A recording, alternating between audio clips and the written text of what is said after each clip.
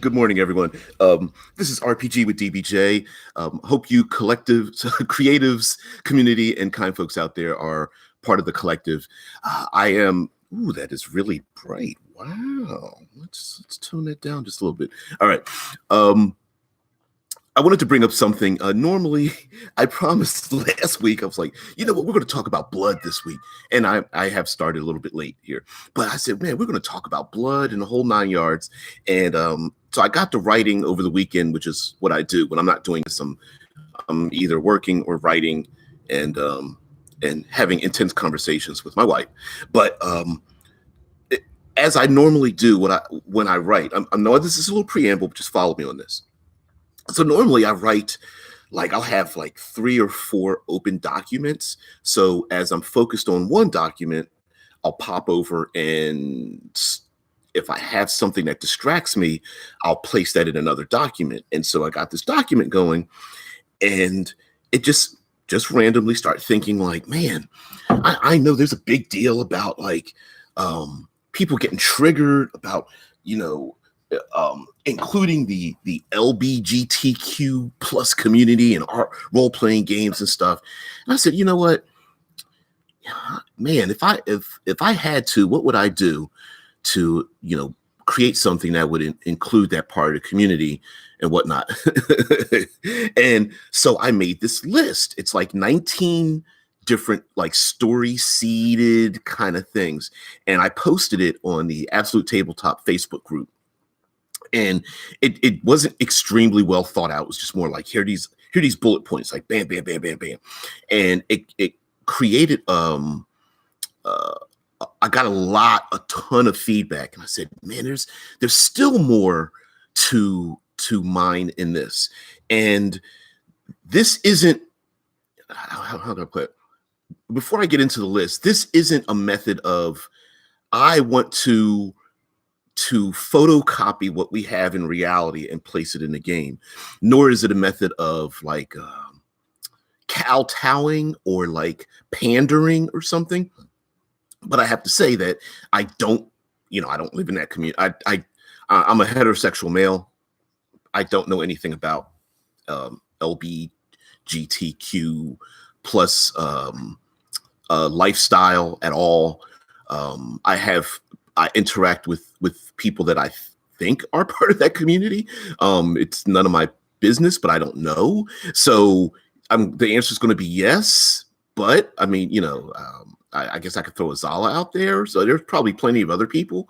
So it wasn't. There was no point in me trying to be like offensive. But I was like, so. Long story short, because there's 20 different things. Like here, notebook, right?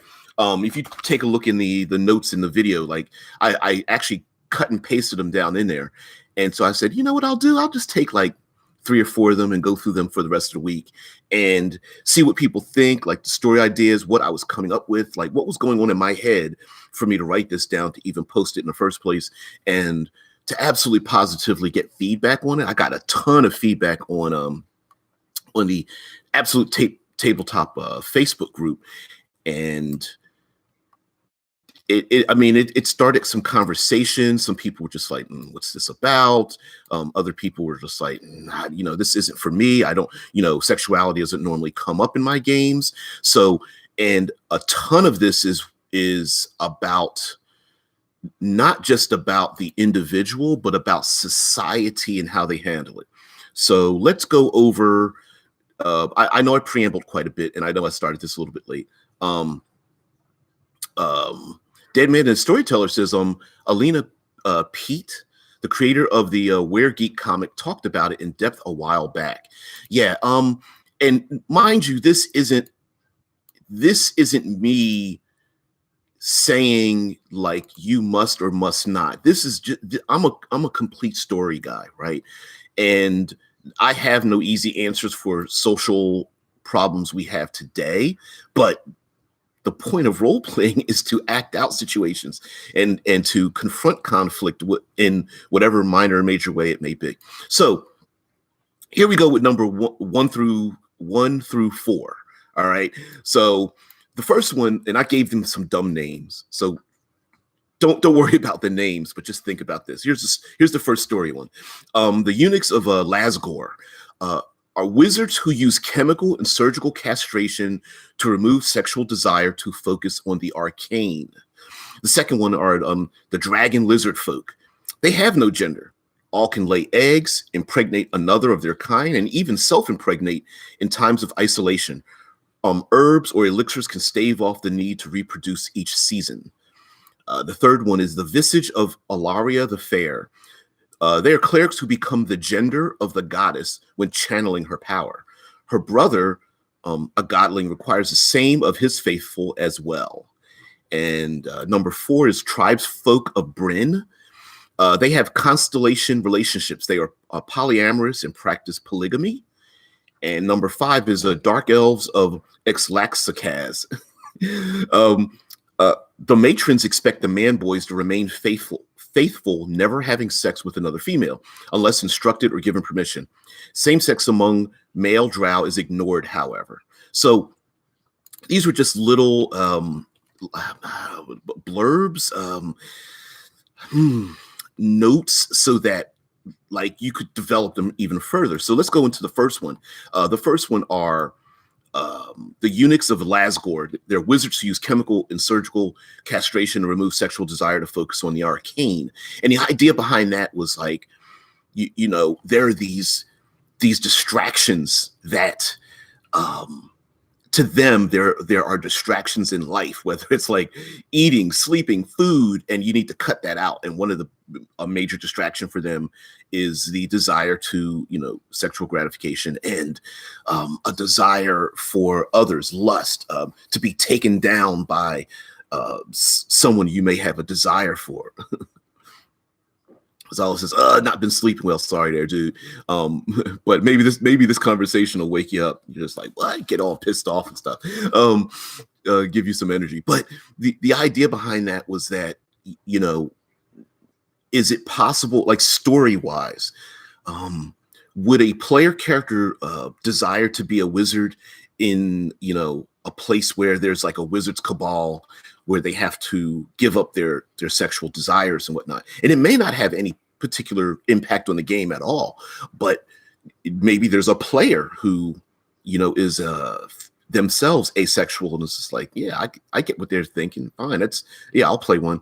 Or maybe there's a story idea where the PCs know that these wizards drink this elixir, I don't know, once every certain period of time, once a day, once a week, once a month, or whatever, that suppresses or destroys their sexual desires. But maybe, just maybe, if someone's able to disrupt that by changing the formula or kidnapping the herbalist or apothecary that creates these elixirs, that maybe the wizards become distracted and their ultimate power is now disrupted in the community, and now they're able to go after the wizards or rescue prisoners they have or destroy their experiments or something of that nature. So the idea was just behind that. And then would a PC, you know, let's say the wizards have certain magical abilities that are only available to ones that join them. Would a PC choose to do that?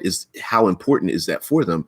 And of course, you don't have to have any game effect, right? Like maybe there are wizards who don't drink this elixir, and these wizards, maybe there are some of the wizards who are like, why are we doing this again? There's these people on the other side of the mountain range and they don't do this. Why are you like forcing us socially or legally or through, you know, indoctrination, having us perform this thing or drink these wild elixirs or something? So that was number 1. Number 2 would be the dragon and Lizardfolk. They have no gender. All can lay eggs, impregnate another of their kind, and even self-impregnate in times of isolation. Herbs or elixirs can stave off the need to reproduce each season. I believe there's a type of frog or something, and I'm just pulling this out my ass, that they're not asexual, but they both can impregnate another of their kind and also give birth and lay eggs. and that there's a creature. I want to say it's a frog that even when it's by itself, it can impregnate itself to continue the biological line. Azala says, according to Volo's Guide to Monsters, orcs don't like to have sex. They view it as a chore just used to keep the tribe going. And see, that's a thing too. That's a great. I mean, not that it has to be brought up in game, but there are probably cultures that look at, like the orcs have, sexual gratification. Like it's not, it's not fun. It's just a thing we do just to keep on going. Although I'm kind of surprised hobgoblins weren't given that as opposed to orcs, because hobgoblins seem very militarized. I think they're still lawful evil or something. Deadman says there are a couple of species of frogs, right? And who's to say I think what I was trying to come across is that our idea of what gender is, even in our own world, even when we think of other non-cis genders, that even in a fantasy realm, like we can even play with that. If you're playing a dragonborn, the fact that you can lay eggs, that doesn't make you female in a humanocentric society, right? Or the fact that you can impregnate the other dragonborn in your party, and vice versa, that doesn't make you, it's you are what you are. Now it could be there could be conflict where a humanity wants you to fall into a particular gender, and you're just like, I don't know what you're talking about. This doesn't make any sense. You know what I mean? And also I added in there, like, there are elixirs to keep you from, like, each season, I guess, keep from spawning, I guess would be the idea. And that would be kind of cool. Like every year, like there's an annual event where all these like Lizardfolk or Dragonborn or combinations thereof, like kobolds and stuff, like all flock to a particular area to spawn and lay eggs and then leave. And it could be becoming a problem. Like maybe when people were more prehistoric, it didn't matter, but now that there's all these major cities in a way, you get all these like lizard folk just crossing this area just in this mad dash to lay eggs and to breed and stuff. And maybe someone comes up with an idea to like destroy the breeding locations, like the eggs, and that would probably cause mass hysteria too. Azala says, meanwhile, in Pathfinder, there are orcs that are cross-souled, female orcs that become warriors and are treated exactly like a male warrior, and can even take wives. Yeah, they're one of the things I created. Listen, I maybe I heard that in the background of my head. Number 7, lady, no, 8, Oathmen of Greysteel. All these knights dress and act as men, no matter the gender. Hair is cut short and adornment is minimal. All are expected to take wives, no matter the sex of the knight. And it is a point of pride in the community. So, and there could be a ton of like, like conflict with that. Like you said, Azala, like there are cross-souled, female orcs that become warriors and treated exactly like male warriors and can even take wives.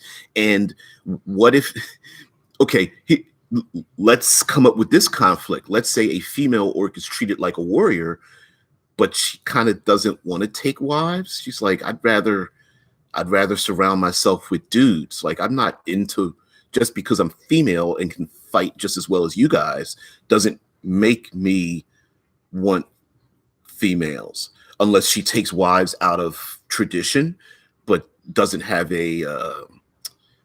want to have a sexual relationship with them. Like she takes the females on to be part of her cabal, but not really part of her, like her entourage, right? It's more entourage-y than for breeding purposes. All right, so number 3 is the Visage of Alara the Fair. These are clerics who become the gender of the goddess when channeling her power. Her brother requires the same of his faithful as well. And so the idea behind this is that you are who you are. Say, you're a guy, you worship this, goddess or something. And one day you go from basically 0 level to 1st level. And she's like, I'm going to grant you all these powers. And whenever you channel, quote unquote, channel divinity for your character, you become her. So the male character becomes female, or even the female character with, I don't know, red hair or dark shortcut hair becomes the long blonde-headed goddess Alara or something like that. Dead Man the Storyteller says there are several anime series like that. I presume you're talking about the channeling of power or energy and becoming this other like avatar or entity or something temporarily. And while of course all these things are just flavor, right? I mean, none of it is important in terms of like mechanically the survival of my character. Scott Poe says, yeah, that's one kinky goddess. And I made a point of saying her brother is the same way and expects that of his faithful too. So there could be, women out there who are clerics and faithful to her brother, who when they channel when they channel his power, they become this male figure temporarily. And imagine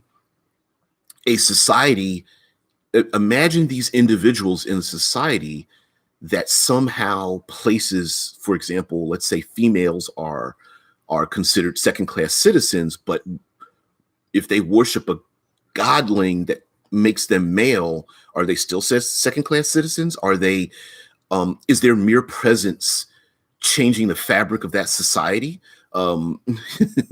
Prue says kinky, you're just highly narcissistic. I'm thinking of more narcissistic, right?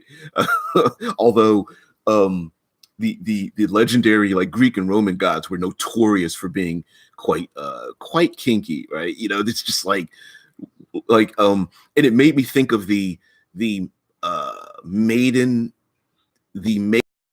in our own image idea of people when they think of a god or gods, right? Like, hey, I'm faithful to you because I'm made in your image. So this is literally a literal physical manifestation of the made in your own image kind of ideal. And how would that affect people around them? I mean, it could, on one hand, you could say, well, it doesn't have any effect at all. Great. My character's a guy and he worships his goddess. And whenever he channels her power, uses her spells or heals someone or whatever, turns female. And then when it's done, it's no big deal. But for people who are in the community who want to delve into that or express that, I think that's a great idea as well. I personally think so. And I think the fact these ideas, I wanted them to create problems in a way, like that little conflicts.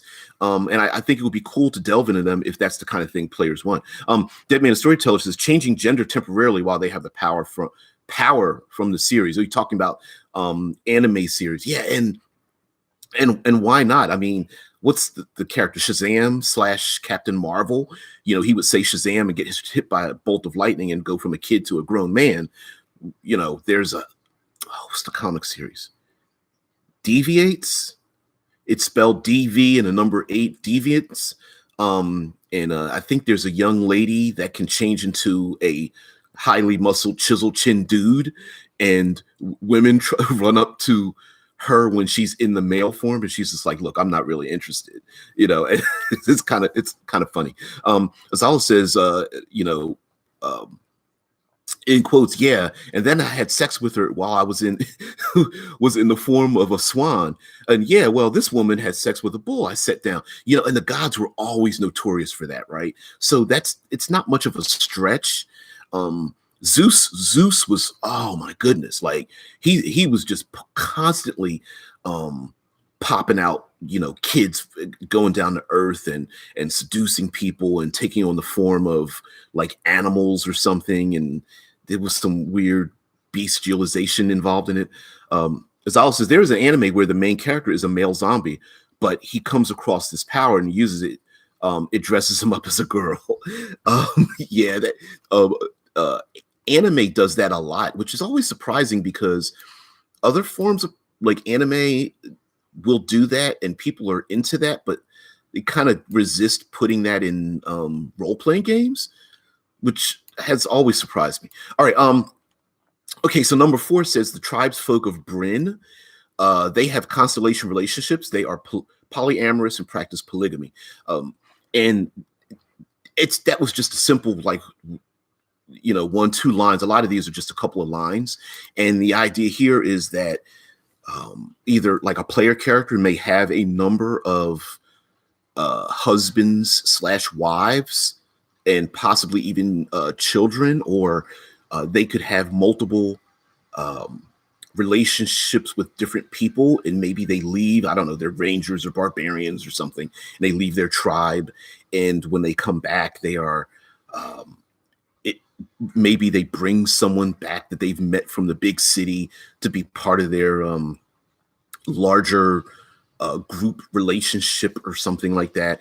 And now, mind you, on one hand, it could just be something in the background, right? Like, someone asked their tribes person PC, like, hey, where do you come from? What's your family life like? And he's like, well, I've got 2 husbands and 3 wives, and we hope to have a brood of like 18 at least or something, or maybe they're contacted by another of their group in their constellation, and they're just like, one of our, I don't know how you would refer to it, one of us in the constellation has been kidnapped, and we need your help to get him or her back.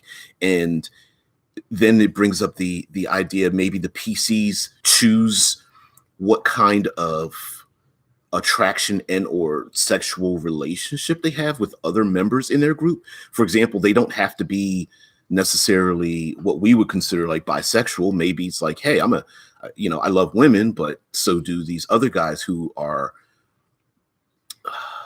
I'm bonded with, and we just all have we don't have a distinction between this person is mine and that person is yours. In our tribe, we share everything, and including sharing everything. We share each other's beds and stuff because that's just a matter of course. That actually was part of an old graphic novel series called Elf Quest. Before they would go into battle, the elves would, have these giant orgies with each other, just to celebrate like life and maybe the ending of life and their desire to remain bonded with each other. Prue says, I don't remember any female gods changing into animals and dogging it up with men. Am I misremembering? It would be fun to see a goddess pull that stunt for a change. You know what?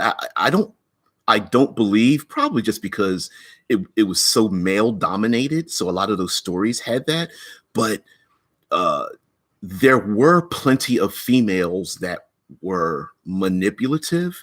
That's not necessarily a positive thing, but a lot of them ended up being very like jealous and petty of attractive males and attractive female mortals, mortal males and females that were like attractive or great entertainers or something like that. So there was a lot of that, but no, I don't remember any females, doing the whole male, hey, I'm just gonna be a hound dog and go down to the mortal plane and just like, seduce it on up. Boy, I can't think of any off the top of my head. Azala says Pathfinder orcs are polygamous. At least one wife is almost always pregnant, and they tend to poison each other, and other wives run the hut hold, etc. See, that's a whole thing too, right? With the jealousy and chaos and trying to remain in the positive light of like, a orc tribe leader or something like that. Let's see if I don't murder this word. Dead Man Storyteller says the Tenorius from Ellipse Phase have a plot hook in one of the EP books like that. And Aphrodite did that a couple of times. Did she? Okay. I mean, I could see. I'm not saying it didn't happen. I'm saying I don't remember it happening as far as the goddesses. Yeah, in the Eclipse Phase, I mean, this is a far future where you can be any number of genders you want by just, downloading your brain into another body. Why not have that happen? Why there would be plenty of people who would do that. Prue says the goddesses seem to goddesses seem to have other jobs: manipulation, jealousy, being cunning, revenge oriented. Yeah, and she says, "Thanks, Dead Man." Yeah, I agree with Dead Man. I didn't remember it, but I can see Aphrodite being that kind, right? Where she finds like essentially a pretty man.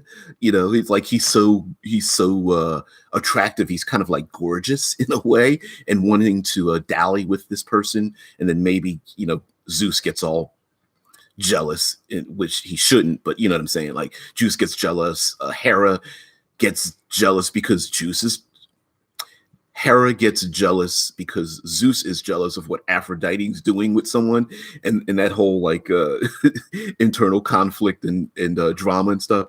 So yeah, I mean, I was just thinking these ideas and like how fun they could be to play with, and open a door. It doesn't have to open, but it could be like an open door for someone who wants to, who isn't part of that community in our present day, and says, you know what, I'd like to see I'd like to role play a character that's into polygamy or polyamory or something like, or I'd like to play a character who, who's a gentleman that worships a goddess that turns into a woman. And there is no need for like, changing genders does not necessarily mean changing the type of relationships people want. So those are two separate things that you could kind of play with as well. Dead Man says, or just spend a couple hours in a healing vat. Yeah. Yeah. Depends on who you spend time in with the healing vat. Or hell, you could portray all that stuff in VR and just tell other people like, well, it didn't really happen. It was, it was just all artificial. It was just in our heads. I think it's the X-Men comics, Cyclops and the White Witch were having a psychic relationship, and he tried to play it off like, well, it's just in our minds. It's not real. That was kind of crazy. So, and number 5 are the Dark Elves of Xlaxicaz, and Xlax, whatever. Just being dumb. But the Dark Elves of Xlaxicaz, and I really didn't realize that it actually came out spelled like that. But then when I pronounced it, I was like, okay. The matrons expect the man boys to remain faithful, never having sex with another female, unless instructed or given permission. Same sex amongst male drow is ignored, however. And I kind of stole that a little bit from within the Ring of Fire. In that they have the Freyine, which are like their elven parallels, and they are an extremely matron dominated culture. And to me, it was also a small stretch to say, like in the classic dark evil drow culture, that the females are just like, look, these man boys are ours. Like they don't get to choose what they want or who they want. They're just breeding stock, but amongst themselves, I mean, since they're possessions, they don't really care. And that could be a motivation. Let's say a PC creates a dark elf that leaves, and I'm talking about the stereotypical all dark elves lives in the Underdark and they're all evil, et cetera, right? The Menzoberranzian natives or something.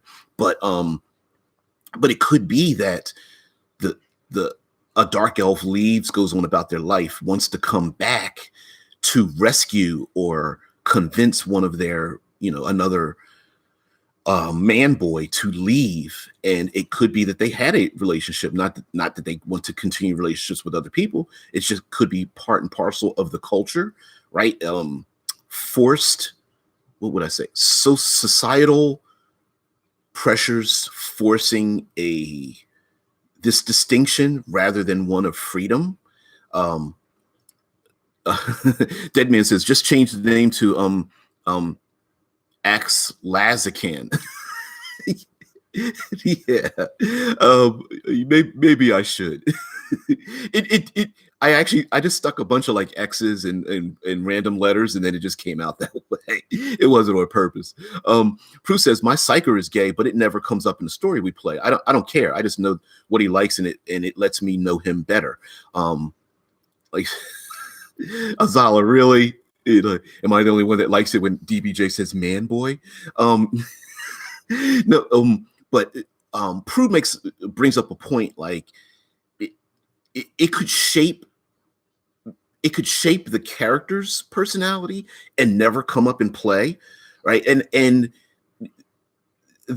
I guess my point being is that none of it has to come up in play, right? It literally could just be a one line note like, oh, and by the way, the drow males, when looking for support or love or something like that, fall into each other's arms.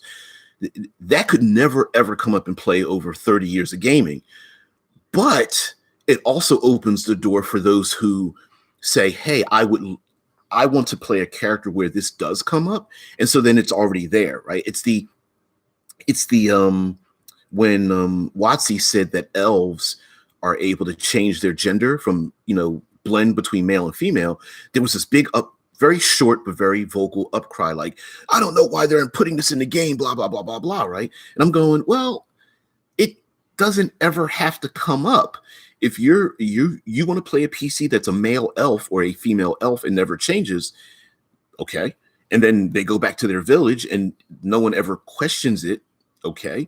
But if someone wants to play that character, now there's a door open. Hey, I want to play a character whose gender flows and mixes, or they've stuck themselves at a mixed gender that cannot exist in our reality, but in this fantasy realm, they're in this particular middle ground, and that's a good thing too, right? They want to play that character. I'd be like, whatever, okay, let's do it. So I'm just thinking of ways to create storylines, creates these threads, and so that was just one thing, part of it. And no one. Azala, you don't need to be excited when I say man boy. I'm not in no kids allowed, dude. No kids. I don't even bring it up in these lists of things, but I'll go through the other one. There's actually 19 of them, and how did I end it? I said something silly like number 20 says why not roll twice and combine a choice, or why roll at all? It was just an idea, like, hey, what's going on? Even some of the many of the comments were just like, hey, this is pretty interesting. A ton of people replied like, I usually don't bring it up as a GM. It never really comes up in the game. I like those things. I wanted to bring up something that someone didn't agree, because I like it when people, aren't necessarily, one individual says, normally I like it better when homosexuality is seen as a negative thing in fantasy settings, such as getting it mixed up or associated with evil magics or just unholy or clean. And it goes on to say, and that I am in fact homosexual, and this might be why I find this more interesting. Probably as a desire to delve into those stories, or hell, even the idea of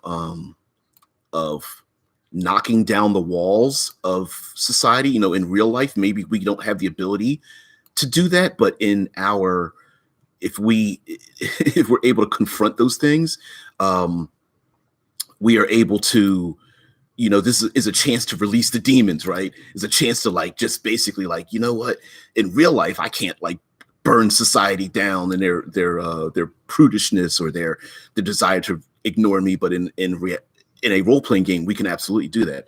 Azala says, even a normally good god or goddess, like the deity of fertility, could see homosexuality as a bad thing. And that's true, right? And it may be that, let's say there's a god or goddess of fertility that looks at it as a bad thing.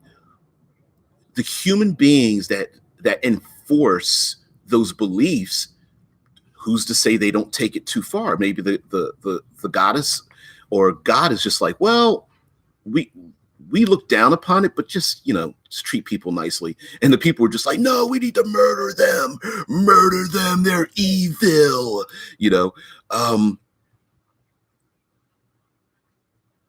One person says that respondent said these are excellent seeds, but one mild criticism: there's very little in the list of ideas to do with sexuality, and the lion's share has to do with alternate gender scenarios. They're pretty interesting to consider, though. I typically gloss over the gender issue. One person even said, There are some good ideas, though some of this feels like gratuitous highlighting or pedestalization. I hope I'm pronouncing it right, and it can come off as patronizing and insulting. The best way I include such content would be to simply include characters with such proclivities in the world where appropriate. Um, I know he goes, oh, he says something really cool. Where is it? Where's the comment? I'm sorry, I'm hesitating.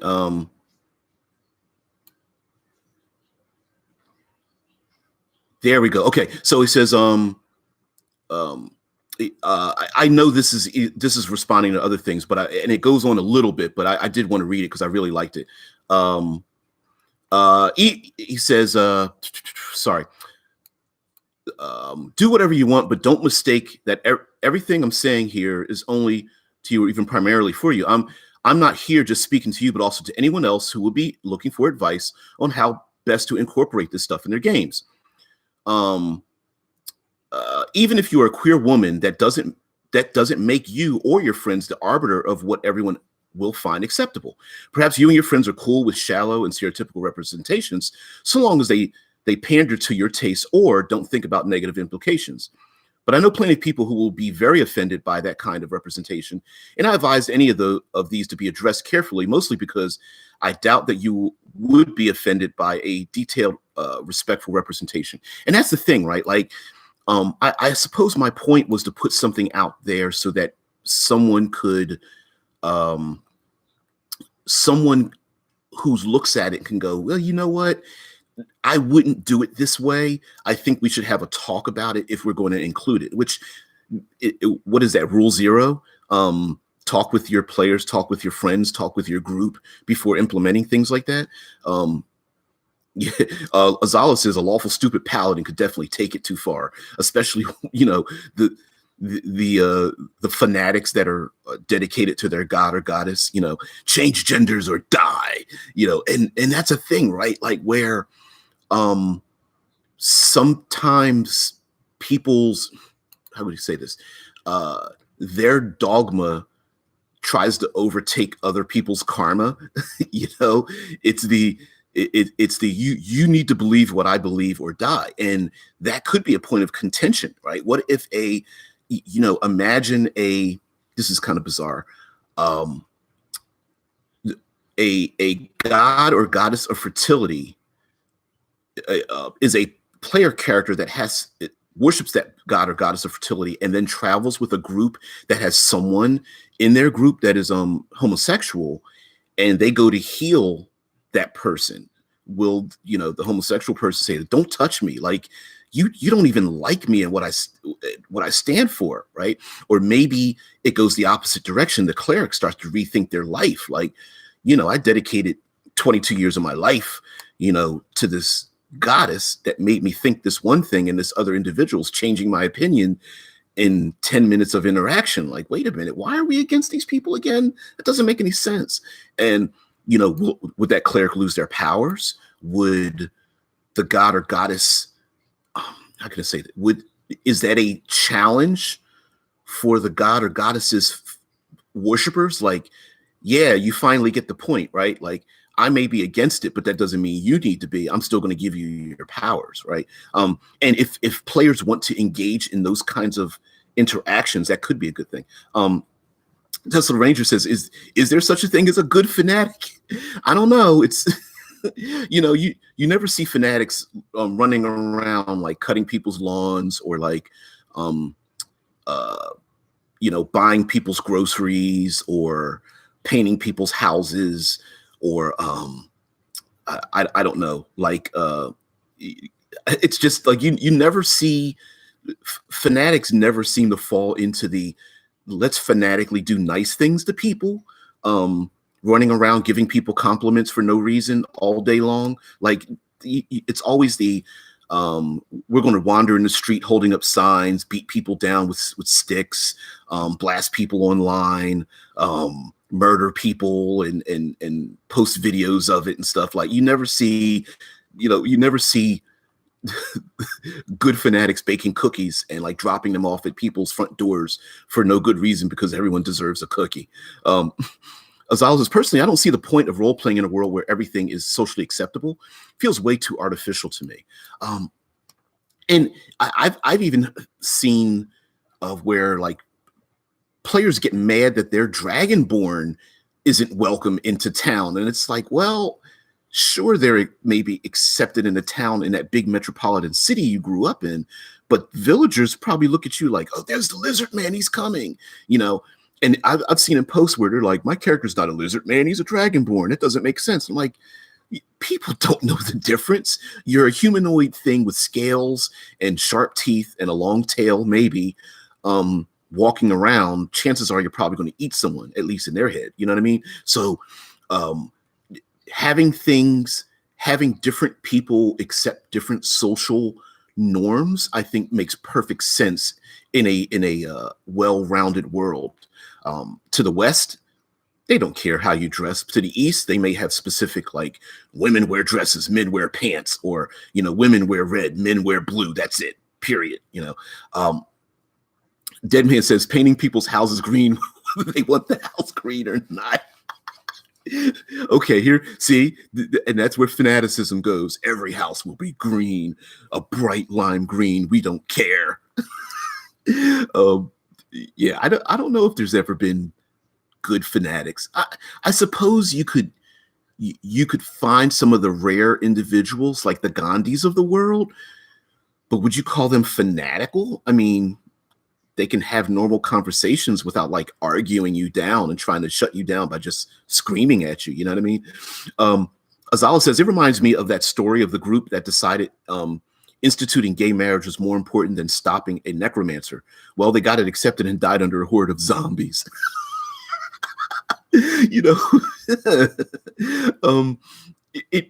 you know, sometimes in our society and playing with using role playing to play with those things, there could be the idea of like which is more important at the moment, and that could be very telling, right? My PC wants to fight for gay rights in this role playing game, and everyone else is like, dude, you're gonna have to like hold that off because we have a zombie horde coming after us. Could you wait? And if I'm like, no, this needs to be confronted now, you know, that is telling. You know, what if you have a military where it's socially acceptable to, you know, have, you know, homosexual tendencies within the military? I actually put, what number is that? I forget. I wrote that down. I didn't mean to see you guys. All right. Number 6. Lions of Thavos. These Spartan-like soldiers share everything from strong drink to loose women. They even share each other's beds, even after many leave the fold and begin lives of peace. That was another like story thing that I wanted. That's number 6. That's going to be for tomorrow. But anyway, the point being is that, you know, a PC could leave the military fold and start their own lives and be like, look, dude, I know you're visiting from out of town, but I'm not into that. Like, not anymore. When we were in battle, that was cool, but I started a new life. Whereas the other soldier might go, well, wait a minute, we're brothers for life. We're more than brothers, right? We should stick together as one. So anyway, I just wanted to bring this up. Yes, I know I promised to talk about blood, but it brought up some great discussion. There were a ton of people that had extremely positive things to respond to, and I really appreciate it in terms of like thought provoking and stuff. I thought it was great. Great, what do you call interactions back and forths, and I really love people who are thoughtful, whether they agree with me or not, and especially if someone's got like, dude, maybe this might seem offensive or not exactly what I, you know, like I would do it a different way because that's really going to come off as pandering or stereotyped or something like that. Azal says in Viking Norse culture, gay sex wasn't a bad thing if you were the one giving, but the one on the bottom was ostracized. And that's the thing too. What is that? A prison culture kind of thing, right? Where, at least minimum of stateside prisons, like that's a thing. Like if you're on top, you're the master of the world. Or you're on the bottom, you're like ostracized and you're considered a nobody. Prue says, yeah, that's the case in quite a few cultures. And, it could be very much considered a point of contention where if both individuals are willing, but one is raised up in the culture and the other one's placed down at the bottom, and how they deal with each other personally with each other. And also it could be, it's the idea of where half orcs come from. It was never brought up in Dungeons and Dragons in the past, but when half orcs existed, it was like, are these willing relationships? You know what I mean? And are they like orcs picky? Or I don't know, maybe orcs or bugbears or whatever, like, are they picky with the people they go after? It doesn't necessarily mean all the male orcs go after the females either. And it could be a sign of like how animals will, I hate to put it this way, animals will pee on, what is it, like hyenas or jackals or something can pee on corpses of the animals they kill so other creatures don't eat it. Whereas lions will only eat their share and leave the rest for others. That could absolutely be a thing for like a murderous horde, where it's not just that they murder people, but they push you down further at the bottom of the social pyramid, and it's very difficult to come back from that. Azala says, I created one desert culture where men were only men if they had a beard. No beard, they were considered women no matter what. That makes perfect sense as well. I mean, there are, even in today's culture, there have been, or the cultures of today, there have been periods of time. Hey, if you had an earring in your ear, you were one thing. If you had long hair versus short hair, if you were a woman and you wore a dress versus wearing pants, if you were a woman that had short hair versus long hair, and that still exists today. Prue says even sodomism are sometimes viewed like that. You can climb the goat, but don't let anyone catch the goat climbing you. And that can be a point of contention, especially if, imagine in a role-playing setting where it's not a big deal, but then you go to another community or another culture, and it is very much a big deal. And you're just talking about and bragging about it, and they're just like looking at you like, you're less than nothing. We don't need to listen to you. Like, diplomatic relations break down because, you admitted that, quote unquote, the goat climbed you, and you're just like, I don't see the point. Or like if you were a famous knight that was defeated in battle, and the orc chieftain, mounts you to take away your social power, right? They don't murder you, they don't kill you, but they disrespect you. They take away your social power so that when you return back to your own community, they ostracize you, this famous knight who may still want to defend the community, but they don't give this person any respect. And it could be that could literally be the a storyline, right, where there's this famous knight who's like a hermit living out in the wild, and he's got a sword and he's all dirty and grungy, and they're like, well, why are you living out here? Like, you should be a famous individual and held up great honor. And it's like, no, because this orc chieftain disrespected me. He in his own culture, he mounted me, and my people cast me out, exiled me because of what happened. Prue says, by this time in my life, I might be considered a dude in that culture. You're silly. So anyway, guys, I just wanted to bring this up, and it sounds like there's enough fodder here for discussion for later on in the week. I just brought up the first 5, so I'm just going to pop through them again.